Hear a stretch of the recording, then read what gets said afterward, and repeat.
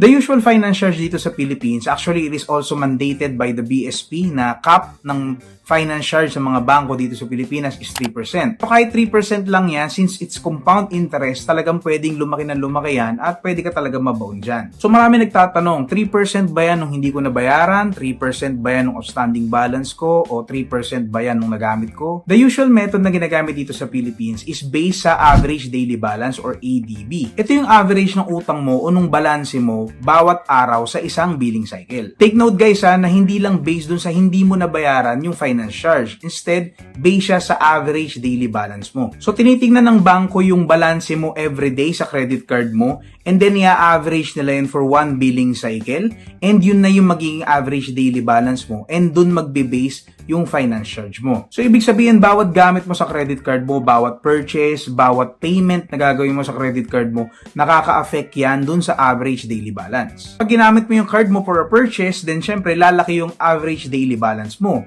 Pero kapag nag-payment ka naman, liliit naman yung average daily balance mo. And since sabi ko nga ang finance charge is based sa ADB, kung mas mataas yung average daily balance mo, then definitely mas mataas din yung magiging finance charge mo.